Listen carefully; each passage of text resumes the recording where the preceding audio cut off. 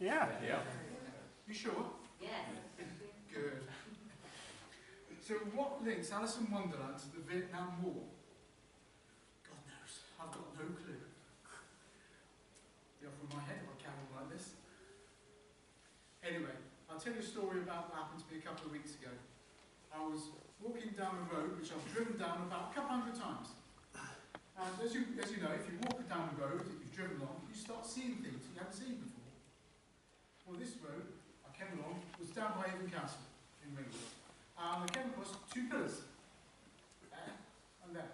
And between the two pillars was this massive iron gate. I mean, beautifully decorated with crests of, sort of heraldry and things. And as soon as I came up to them, the gates went and started opening up. I thought, this is strange. What's going on here? So, a bit curious, I started walking down the gravel. And it's like gravel which is really crunchy, as if it's really thick.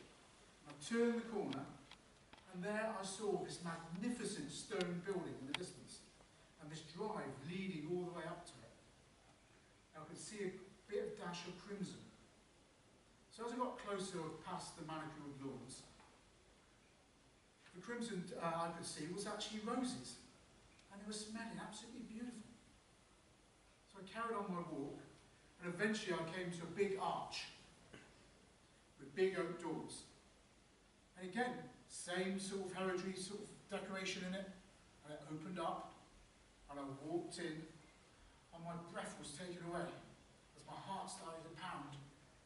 God, it was absolutely gorgeous. It looked like a scene from Cinderella's or Alice in Wonderland.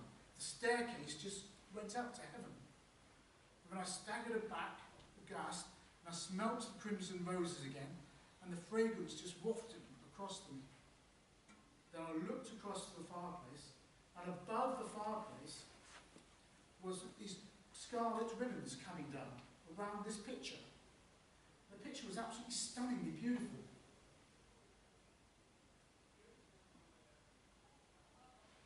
What's the first playing card that comes into your head? Write it down on your agenda.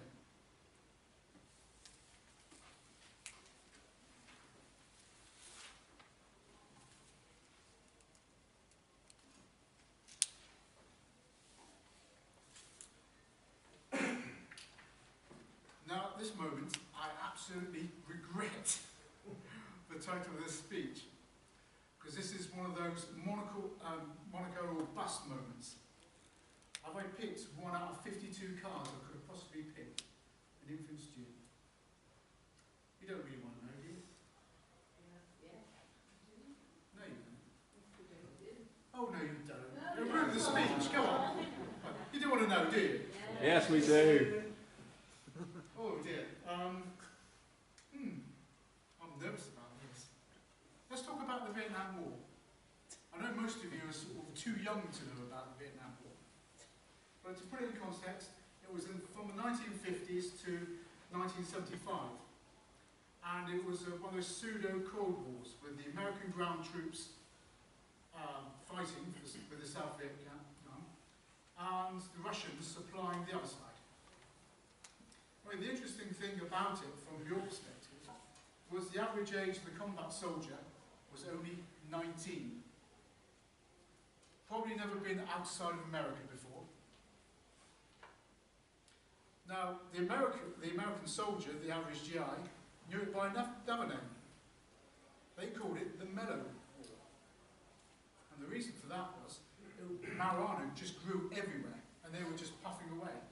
That was the only way they could cope with the horrors that they saw, being 19. And in fact, it made it worse because their government was pumping them through barbiturates to keep them alert in combat operations. And of course, what happens when you've been high on a combat mission, you come back, you've got no barbiturates, you just sink lower and lower and lower. A couple of congressmen came over and was appalled what was happening to their sons. So they insisted the military clamp down on all this drug use. So they did. And then heroin moved in. So in the early 70s, it was that most of these GIs were addicted to heroin. Some estimates put it at 40% of the population. Some even put it as 90%. So President Nixon had a problem, because he was bringing back these GIs back to homeland. He was bringing all these drug addicts back to his country. And what was going to happen to the crime rate? What was going to happen to all their drug habits? What do you think would have happened? A big problem. And of course, but a big political problem was how can you look these mums and dads in the face and said, this is what we've done to your children and we're keeping them for the safety of the nation. In the end, what happened was he let a few come through. And believe it or not, when they were back home, they cleaned up their act. They were no longer drug addicts. And the reason for that, and the reason the point of this speech, is the environment. They're an environment where people didn't take drugs.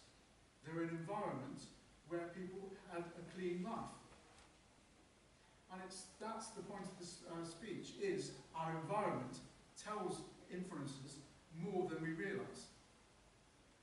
Now, how does this link back to the first story I told you? Well, I did mention at the beginning of it, it's a very crass attempt, I will grant you this, it's not as good as Darren Brown. I told you that something about Off With My Head. I also mentioned Crimson. I also mentioned Scarlet. I also mentioned it's like somewhere where Cinderella would be.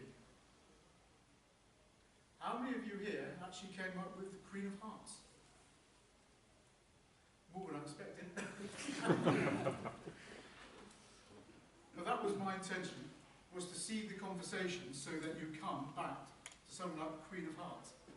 And the point of the story is that we're more influenced than we realise by our environment. And they always say, we are the sum product of our environment. Thank you.